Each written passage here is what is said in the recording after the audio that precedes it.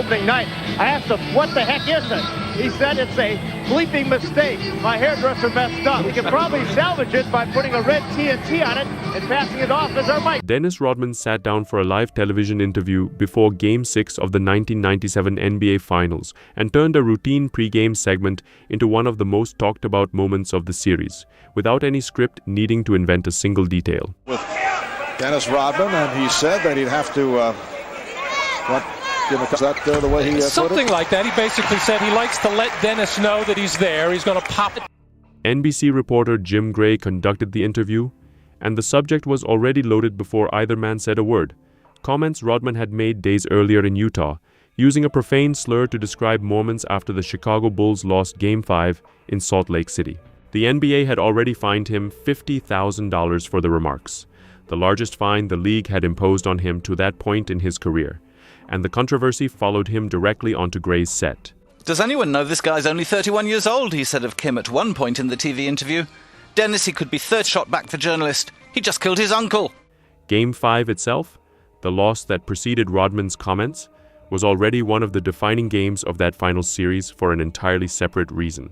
Michael Jordan played through visible flu-like illness that night in Salt Lake City, scoring 38 points despite appearing exhausted and dehydrated throughout, a performance remembered afterward as one of the signature moments of his career, even in a losing effort. Rodman's remarks about Mormons came in the aftermath of that same game, tying his fine and the resulting interview directly to one of the most closely covered nights of the entire series, rather than to an isolated, unrelated incident. Gray asked Rodman about the fine and about the comments themselves, and Rodman did not offer the short, contrite answer a media-trained athlete typically gives in that position. He argued that the punishment was excessive, comparing how the league and the press treated his outbursts against how they treated similar comments from more conventionally marketable stars. The exchange stayed pointed rather than combative for its opening stretch, Gray pressing directly on the fine and the remarks, Rodman pushing back on the fairness of the scrutiny rather than offering the apology the format seemed to be building toward. The setting itself, a courtside chair positioned for a standard pre-game segment, gave the interview none of the visual drama a scripted confrontation would need. There was no crowd of reporters, no podium, no security presence, just Gray and Rodman on camera in a format built for a 2-minute exchange that ran considerably longer once the questioning shifted away from basketball entirely. The interview shifted noticeably when Gray told Rodman directly that he appeared visibly upset. Rodman's eyes began to water on camera, his voice caught, and the practiced deflection that had carried the first part of the interview gave way to something the broadcast clearly was not built to handle gracefully. Gray kept the questions coming rather than moving to close the segment out, and Rodman's composure continued to slip in real time, live, in front of a national audience, tuning in ahead of a potential championship-clinching game. No producer stepped into frame, and no security escort appeared during any part of the exchange, a detail worth stating plainly since it is the part most retellings of the story get wrong, imagining a chaotic set rather than the quiet, single-camera segment the footage actually shows. Rodman ended the interview himself. He stood up from his chair and walked away from the microphone before Gray had finished the segment in any conventional sense, leaving the broadcast with an unresolved, visibly incomplete ending rather than the tidy wrap a pre-game interview usually gets. No producer pulled him off camera, and no technical malfunction cut the feed.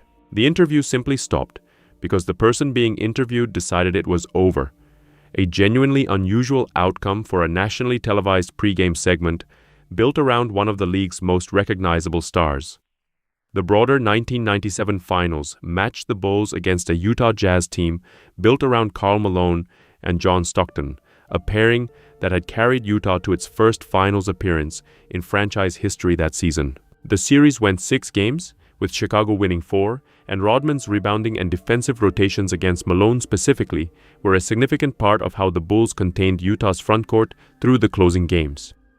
Rodman averaged double-digit rebounds across the series, continuing the same statistical dominance on the boards that had defined his role with Chicago since he joined the team the previous season, a level of production that gave the Bulls organization strong incentive to tolerate the controversy trailing him off the court. The $50,000 fine that triggered the exchange remained the largest of Rodman's career up to that point, a genuine financial consequence layered on top of the public spectacle of the interview itself.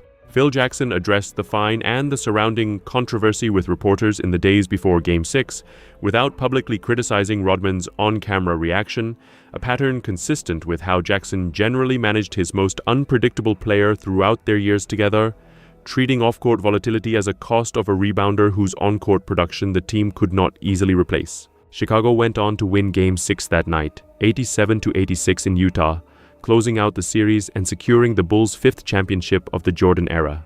Rodman played through the emotional weight of the interview and the fine without it visibly affecting his performance on the floor, continuing the defensive and rebounding role that had made him a critical piece of the roster despite the controversy trailing him through the closing games of the series. What makes the moment worth remembering is exactly what happened, not an invented escalation on top of it. A pointed question about a real fine led to a real emotional reaction on live national television, and the interview ended because Rodman chose to end it himself, standing up and walking off rather than delivering the kind of clean, managed sign-off broadcasters expect from athletes in that setting. Jim Gray's role in the exchange is documented clearly on the surviving footage. He asked the questions, noted that Rodman looked upset, and kept the camera rolling as the interview came apart in real time rather than smoothing it over. Gray had already built a reputation as a sideline reporter willing to ask uncomfortable questions other broadcasters avoided, an approach that would define several other moments of his career in the years that followed, including a widely criticized 1999 World Series interview in which he repeatedly pressed Pete Rose about his lifetime ban from baseball during an on-field ceremony honoring the sport's all-century team. The Rodman interview came 2 years before that Rose exchange, but it fit the same pattern. Player manager. At a press conference today at Riverfront, Pete was honest and realistic. The manager, I probably learned more the last 2 years than a reporter refusing to let a subject's discomfort end a line of questioning simply because the subject wanted it to. The moment stands in contrast to the more common story told about Rodman's unpredictability during his championship years with Chicago, which usually centers on stunts, costumes, or public antics designed to draw attention on his own terms. Will go in standing up with a 3-base hit. Now the extra base hits are ringing out off the bats of the Cincinnati Reds. This interview was different because Rodman did not appear to be performing.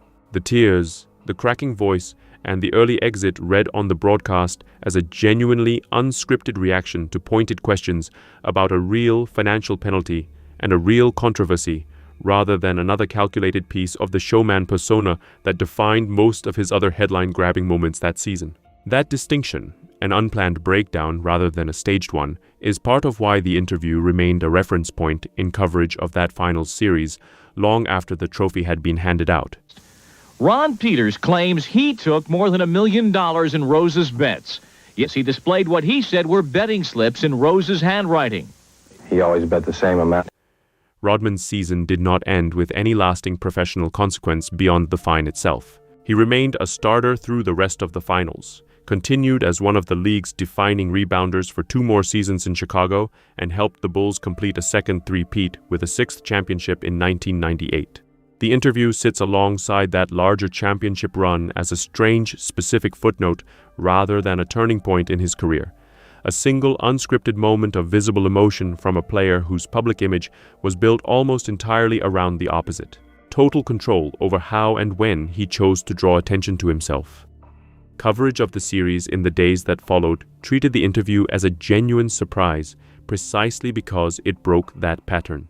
Sports commentators who had spent the season describing Rodman's antics as calculated media strategy struggled to fit a moment of apparent, unforced emotional distress into that framework, and much of the retrospective writing about the 1997 finals still returns to the interview for that reason.